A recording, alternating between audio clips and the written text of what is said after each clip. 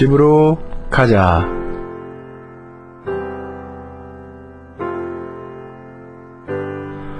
안녕하세요, 김성수입니다. 집으로 가자. 김성수입니다. 지난주에는 제가 그 천사의 도시라는 제가 만들어서 불렀던 찬양이 아닌 저의 그 간증 같은 그 가요를 들려드렸는데도 불구하고 참 반응이 좋더군요. 그래서 제가 알았습니다.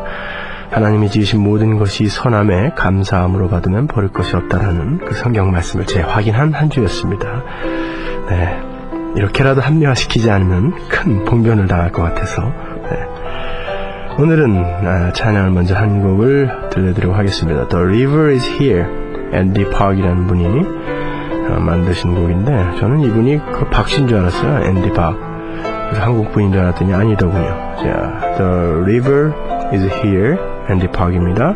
우리 말로는 주님의 강이 보좌로부터 이렇게 번역이 되어 있어요.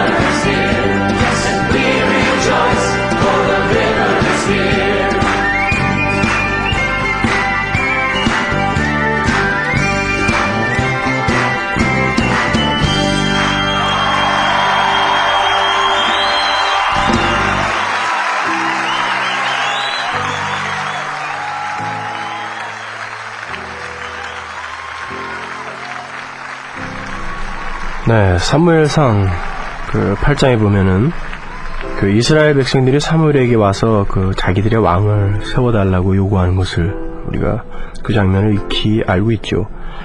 그것은 하나님께서 이미 신명기 17장에서 약속하신 것이기 때문에 그들의 요구는 어찌 보면 말씀을 근거로 한 정당한 요구였을 것입니다. 왜 그 신명기 17장에 보면은 내가 내 하나님 여호와께서 내게 주시는 땅에 이르러서 그 땅을 얻어 거할 때에 만일 우리도 우리 주위의 열국같이 우리 위에 왕을 세우리라는 뜻이 나거든 반드시 내 하나님 여호와의 택하신 자를 내 위에 왕으로 세울 것이며 네, 이렇게 하나님께서 인정하십니다. 내 위에 왕을 세우려면 내 형제 중에서 한 사람을 할 것이요 내 형제 아닌 타국인을 내 위에 세우지 말 것이며 왕된 자는 말을 많이 두지 말 것이요 말을 많이 얻으려고 그 백성을 애굽으로 돌아가게 말 것이니 이런 말씀이 있어요. 그런데 그 사무엘상 8장에서 보면 하나님께서 아주 섭섭해 하시잖아요. 아니 말씀을 근거로 해서 요구하는데 왜 섭섭해 하셨을까요? 여호와께서 사무엘에게 이르시되 백성이 내게 한 말을 다 들으라. 그들이 너를 버림이 아니요 나를 버려 자기들의 왕이 되지 못하게 함이니라.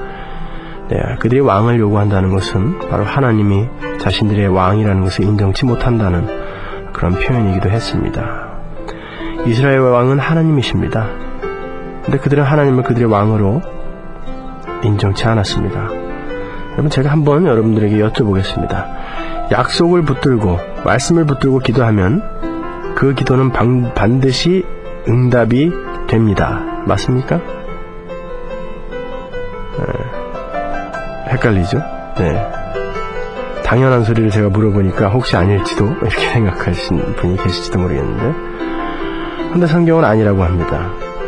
약속을 붙들고 기도를 한다고 해도 그 동기와 목적이 무엇인가에 따라 다르다는 것이죠.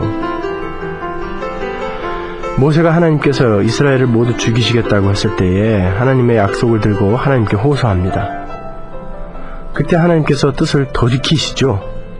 그래, 모세를 봐서 내가 참는다. 그것을 들어서 이제 약속을 부여잡고 기도하면 하나님께서 꼼짝 못하신다고 하는데 그 상황은 모세가 하나님의 마음을 정확히 읽어서 하나님께서 정말 그들을 죽이시려고 그러셨겠습니까? 아니었거든요. 그런데 모세가 바로 하나님의 마음을 정확히 읽어서 하나님께 호소한 것이지 그 형식 때문에 하나님께서 뜻을 돌이키신 것이 아닙니다. 바로 이스라엘을 사랑하는 하나님의 마음을 모세는 알았던 것이죠. 그런데 하나님께서 왕의 조건을 지금 저희가 읽었던 신명기 17장에서 말씀하시는데 특이한 것이 있습니다. 왕된 자는 말을 많이 두지 말라고 말씀하십니다. 말을 많이 두지 말라. 타는 말, 호스를 이야기하는 것이죠. 당시에는 전쟁 시에 말이 없으면 전쟁을 할 수가 없었습니다. 그래서 왕이 말이 많이 없다면 그것은 왕으로서의 역할을 제대로 할 수 없었어요. 그런데 하나님께서는 왕을 세우는데 말을 많이 두지 말라는 조건을 다십니다. 너희들의 요구를 들어주겠다. 하지만 말을 많이 두지 말라. 그것은 자신의 능력을 의지하지 말고 하나님을 의지하는 왕을 세우라는 뜻이었습니다.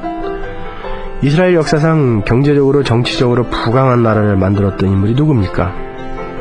바로 아합 왕이에요. 여러분이 잘 아시는 실패한 왕의 대표적인. 근데 하나님께서 그를 기뻐하셨습니까?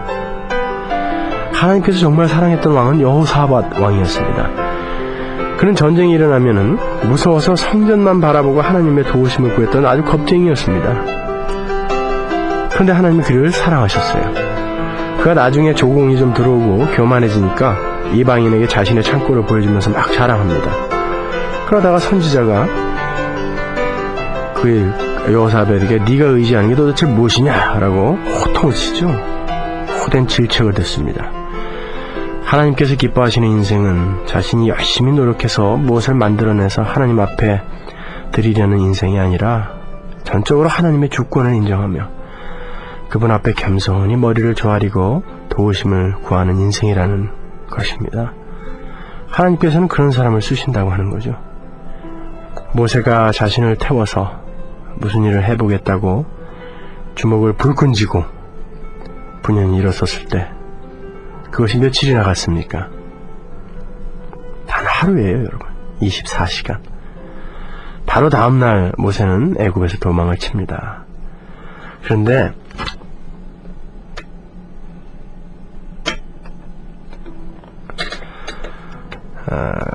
제가 음악을 다시 켜느라고 잠깐 이야기가 끊겼습니다. 네, 모세가 자신을 태워서 무슨 일을 해보겠다고 주먹을 불끈 쥐고 분연히 일어섰을 때 단 24시간 그것이 지속되었다는 것을 제가 말씀드렸죠. 근데 40년 후에 떨기나무를 태우지 않고 스스로 타는 불 앞에 모세가 섰을 때 모세는 무엇을 깨달았을까요?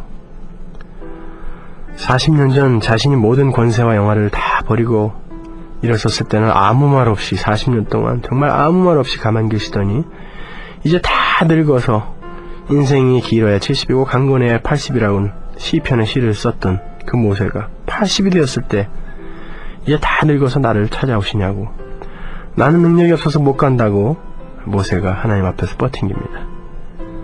여러분, 불은 뭔가 연소할 재료가 있어야지 그것을 태우면서 유지되는 게 불 아닙니까?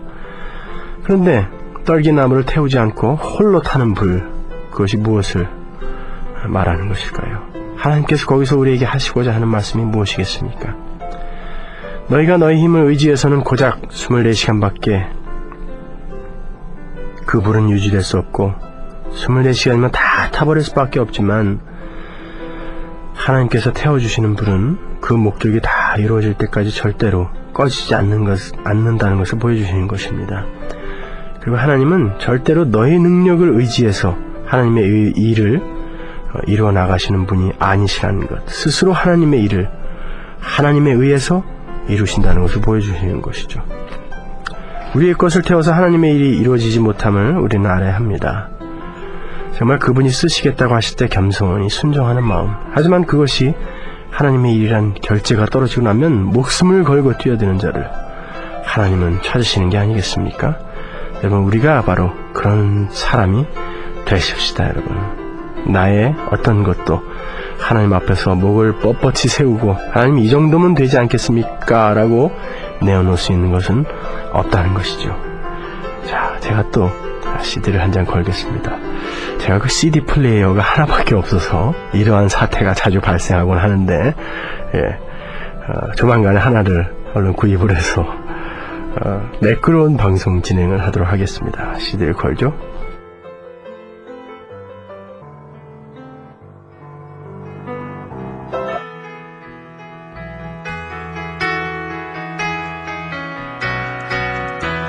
Mercy is falling.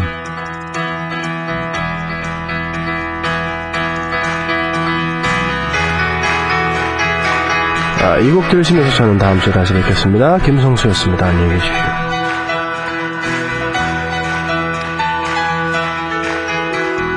Mercy is falling, is falling, is falling.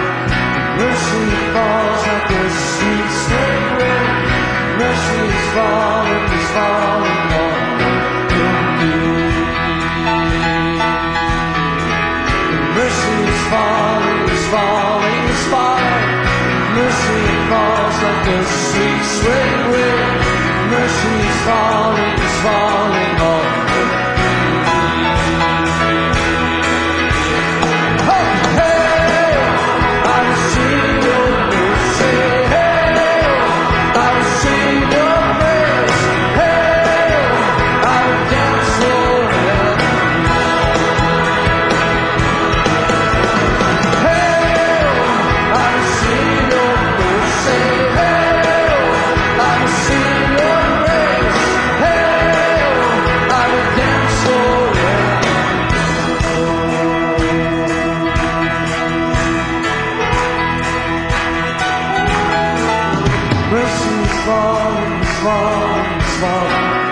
Mercy falls like a sweet spring rain. Mercy is falling on me. Mercy is falling.